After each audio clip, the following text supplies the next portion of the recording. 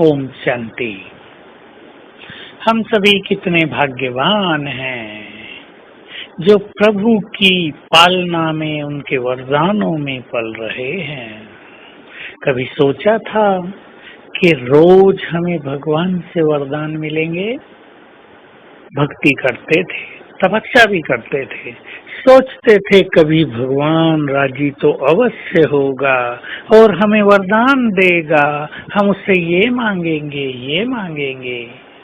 परंतु जब वो आया तो हमें पता चला वो वरदाता तो हमारा अपना है और अधिकारी बच्चों को वो सदा ही अपने वरदानों की पालना में पालता है। हम सभी उनके अधिकारी बच्चे हैं। जिसने स्वयं पर अधिकार कर लिया, जिसने बाबा के दिल तख्त पर अधिकार कर लिया, वे उसके अधिकारी बच्चे बन जाते हैं और उन्हें वे सर्वस्व प्रदान कर देते हैं।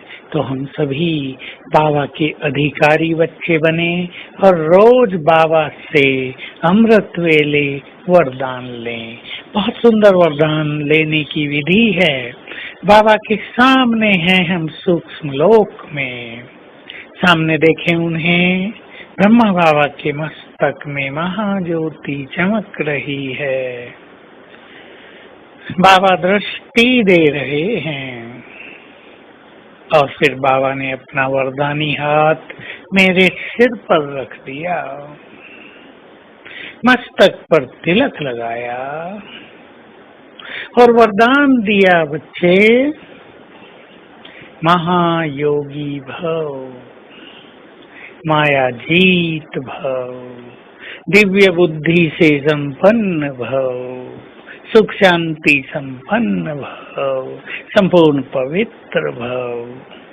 वरदान लिए रोज बाबा से।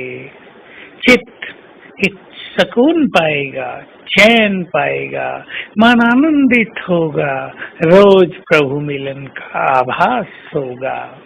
योग करते करते एक योगी की स्थिति बन जाती है, न्यारे और प्यारे। सब हमारे हैं, हम सबके हैं।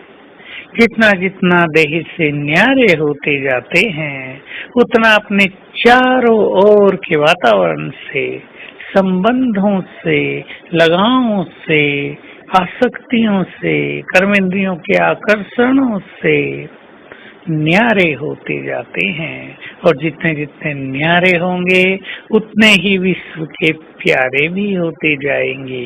तो एक योग युक्त आत्मा को बहुत अच्छा अभ्यास करना चाहिए। कर्म किया और कर्म से न्यारे हो गए, सबसे मिले जुले, प्यार दिया, अपनापन दिया और न्यारे हो गए। पदार्थों का आवश्यकता अनुसार उपयोग किया और न्यारे हो गए। अर्थात उनके इफेक्ट से, उनके आकर्षण से पूरी तरह मुक्त हो जाना, यही योगी की श्रेष्ठ पहचान है।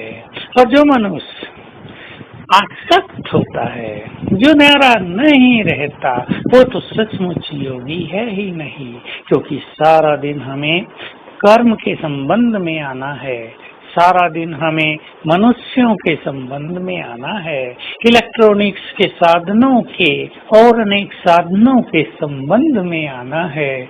उन सब को यूज करते हुए, उनके साथ रहते हुए न्यारे होकर रहे, जैसे हम उनमें अटके हुए नहीं हैं। हमारा चित्त तो उपराम है, ऊपर है।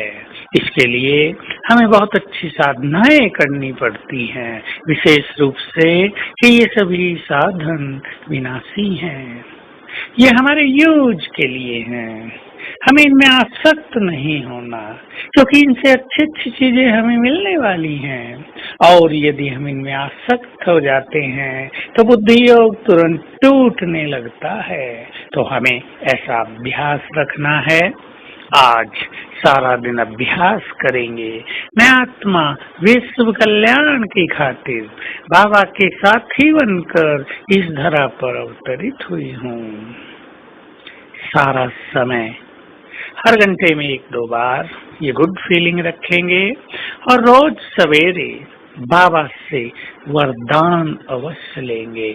और आज के दिन तो सवेरे भी वरदान लेंगे और दिन में भी 2-4 बार इसे अपनी गुड फीलिंग और नशे में लाएंगे। ओम शांति।